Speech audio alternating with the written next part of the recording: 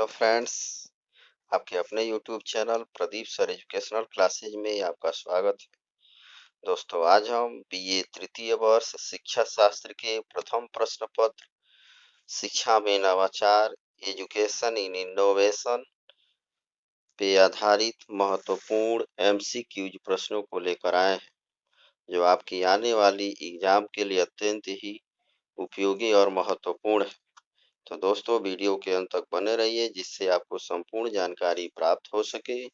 यदि आपने हमारे चैनल को लाइक और सब्सक्राइब नहीं किया है, तो प्लीज लाइक और सब्सक्राइब अवश्य कर दे, जिससे आपको नए नए वीडियोज के नोटिफिकेशन प्राप्त होते रहेंगे। तो दोस्तों, आज का वीडियो स्टार्ट करते हैं। आज का पहला प्रश्न है, नवाचार वह विचार है जिसकी प्रतीति व्यक्ति नवीन विचारों के रूप में करे। किसने कहा है? 4 ऑप्शन दिए गए हैं। E.M. Rogers, H.S. भोला, P.F. Skinner, M.B. माइलेक्स। सही ऑप्शन है ए, E.M. रोजर्स। इसी प्रकार अगला प्रश्न है, नवाचार एक ऐसा विचार है, व्यवहार अथवा पदार्थ है जो नवीन और वर्तमान स्वरूप में गुणात्मक दृष्टि से भिन्न है। यह विचार है। M.B. Miles, H.B. बर्नेट, E.M. Rogers, H.S. भोला। सही ऑप्शन है बी, H.B. बर्नेट। इसी प्रकार अगला प्रश्न है, निम्न में से कौन सा सही है? नवाचार का क्षेत्र सीमित है, नवाचार सदैव एक दिशा में होता है, ए और बी दोनों, इनमें से कोई नहीं। सही ऑप्शन का चुनाव करना है। तो सही ऑप्शन है डी, इनमें से कोई नहीं।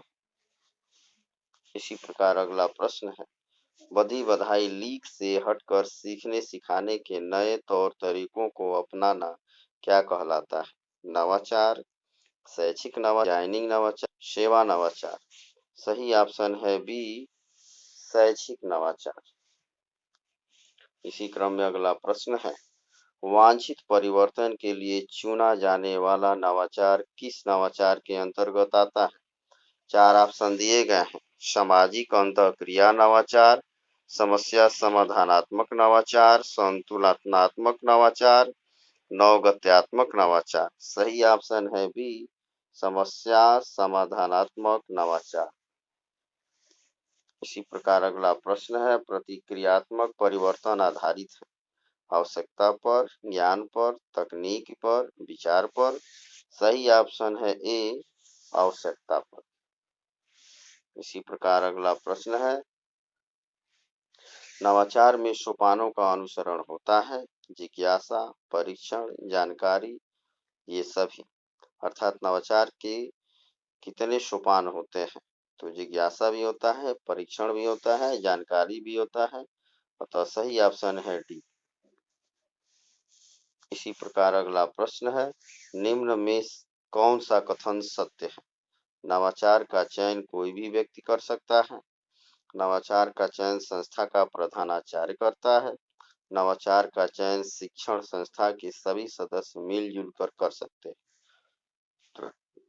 सही ऑप्शन है डी, बी और सी दोनों। अर्थात नवाचार का चयन संस्था का प्रधानाचार्य करता है और दूसरा, नवाचार का चयन शिक्षण संस्था के सभी सदस्य मिलजुल कर सकते हैं। इसलिए विकल्प डी सही। इसी प्रकार अगला प्रश्न है, शैक्षिक तकनीकी कितने प्रकार की होती है? 2, 3, 4, 5। सही ऑप्शन है बी, 3 प्रकार की होती है। इसी प्रकार अगला प्रश्न है, यूनेस्को का तृतीय सम्मेलन कब हुआ? वर्ष 1971 में, वर्ष 1972 में, वर्ष 1973 में, वर्ष 1974 में। सही ऑप्शन है बी, सन 1972 में। इसी प्रकार अगला प्रश्न है, नवाचार अपनाने की प्रक्रिया में परीक्षण से क्या अभिप्राय है? परिवर्तन से, नवाचार की व्यवहारिकता से, नवीनता से, इनमें से कोई नहीं। सही ऑप्शन है बी, नवाचार की व्यवहारिकता से। इसी प्रकार अगला प्रश्न है, नवाचार में कार्यकर्ता का दायित्व है समस्या को समझना, नवाचार की आवश्यकता की अनुभूति कराना, ए और बी दोनों, उपरोक्त में से कोई नहीं। तो नवाचार में कार्यकर्ता का दायित्व है समस्या को समझना और नवाचार की आवश्यकता की अनुभूति कराना। अतः सही ऑप्शन है सी। इसी प्रकार अगला प्रश्न है, स्मिथ के अनुसार कार्यकर्ता के व्यवहार में होना चाहिए लचीलापन, नमनीयता, रुचि, ये सभी। सही ऑप्शन है डी, ये सभी। इसी प्रकार अगला प्रश्न है, नवाचार शिक्षा है सुनियोजित सकारात्मक परिवर्तन, नवीन आयाम की स्थापना, जीवन के प्रति दृष्टिकोण में परिवर्तन, ये सभी। सही ऑप्शन है डी, ये सभी। इसी प्रकार अगला प्रश्न है, शैक्षिक तकनीकी व्यवहारिक शिक्षण की समस्याओं में अधिगम मनोविज्ञान के विश्वास अनुप्रयोग का एक रूप है, विस्तृत अनुप्रयोग का एक रूप है। किसने कहा है? गालब्रेथ, जॉन पी डिसैको, क्राउडर, इनमें से कोई नहीं। सही ऑप्शन है बी, जॉन पी डिसैको।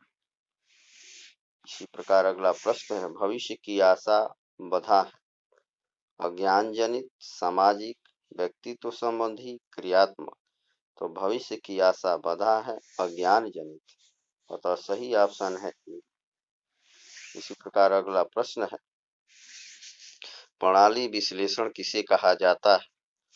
प्रबंध तकनीकी, कोमल तकनीकी, कठोर तकनीकी, इनमें से कोई नहीं। तो प्रणाली विश्लेषण जो है प्रबंध तकनीकी को कहा जाता है, अतः सही ऑप्शन है ए। इसी प्रकार अगला प्रश्न है, एल्गोरिथम शब्द किस भाषा का है? अरबी भाषा, लैटिन भाषा, अंग्रेजी भाषा, उर्दू भाषा। सही ऑप्शन है बी, लैटिन भाषा। इसी प्रकार अगला प्रश्न है, निम्न में से किसका नाम कंप्यूटर से जुड़ा है?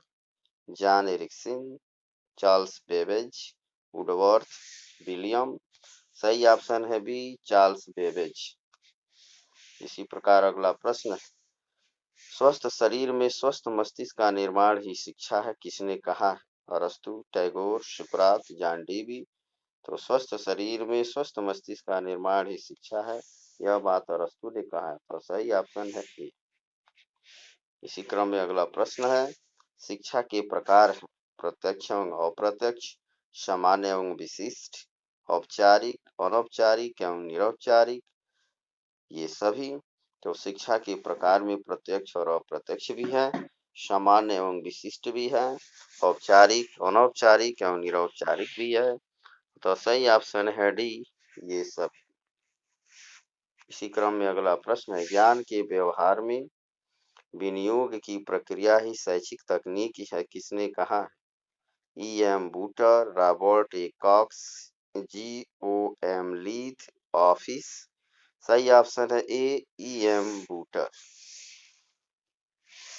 इसी क्रम में अगला प्रश्न है, दैनिक जीवन में वैज्ञानिक ज्ञान का प्रयोग करने की विधि है तकनीक, विज्ञान, प्रौद्योगिकी, इसमें से कोई नहीं। तो दैनिक जीवन में वैज्ञानिक ज्ञान का प्रयोग करने की विधि को ही तकनीकी कहा जाता है, अतः सही ऑप्शन है ए।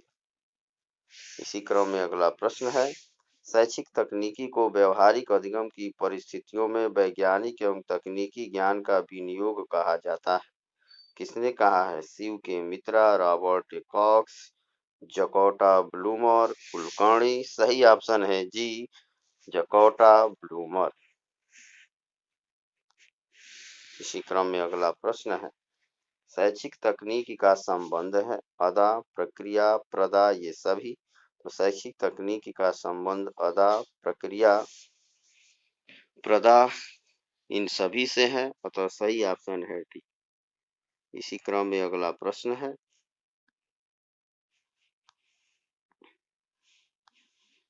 शैक्षिक तकनीकी की उपयोगिता है सीखने सिखाने में वैज्ञानिक प्रक्रिया का समावेश करना, संचार माध्यमों के द्वारा शिक्षा नहीं, शिक्षक के लिए अनुपयोगी, पुराना दृष्टिकोण। तो शैक्षिक तकनीकी की उपयोगिता है सीखने सिखाने में वैज्ञानिक प्रक्रिया का समावेश करना, तो सही ऑप्शन है ए।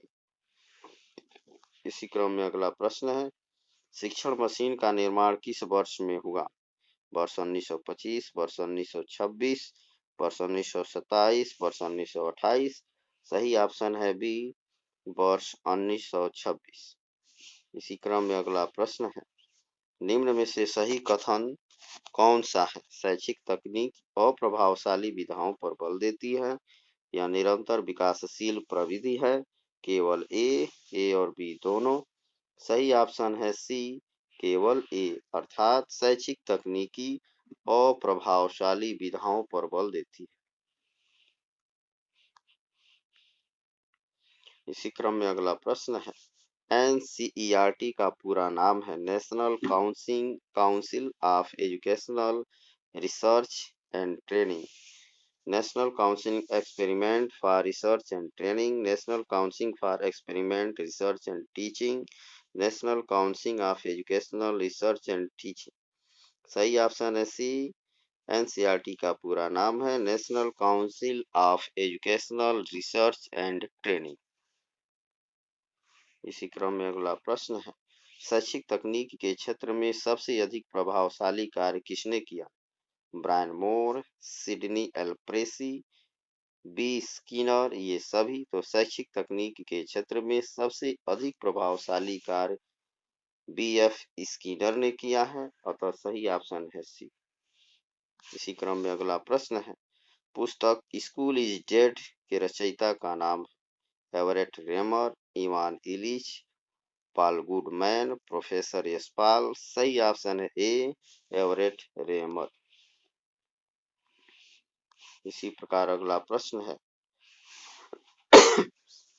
नैड ए फ्लैंडर ने अंतःक्रिया शिक्षण प्रतिमान के अंतर्गत किसके व्यवहार का आकलन किया? छात्र के व्यवहार का, शिक्षक के व्यवहार का, अभिभावक के व्यवहार का, ये सभी। सही ऑप्शन है बी, शिक्षक के व्यवहार का। इसी प्रकार अगला प्रश्न है, संरचनाओं के विकास में प्रयुक्त करते हैं वस्तुओं को, प्रतिमानों को, आकृतियों को, ये सभी। सही ऑप्शन है डी, ये सभी।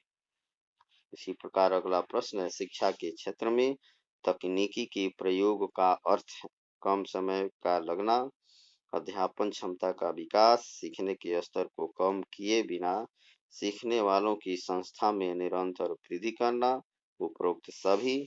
तो सही ऑप्शन है डी, अर्थात शिक्षा के क्षेत्र में तकनीक के प्रयोग का अर्थ है कम समय का लगना, अध्यापन क्षमता का विकास करना, सीखने के स्तर को कम किए बिना सीखने वालों की संस्था में निरंतर वृद्धि करना, उपरोक्त सभी। अतः सही ऑप्शन है डी।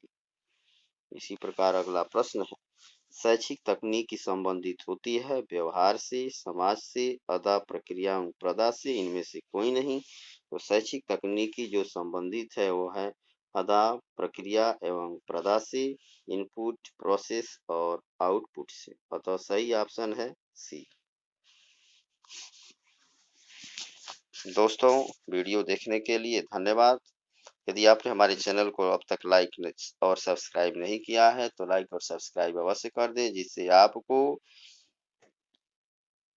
अन्य भी वीडियो के नोटिफिकेशन समय समय पे प्राप्त होते रहेंगे। वीडियो देखने के लिए धन्यवाद।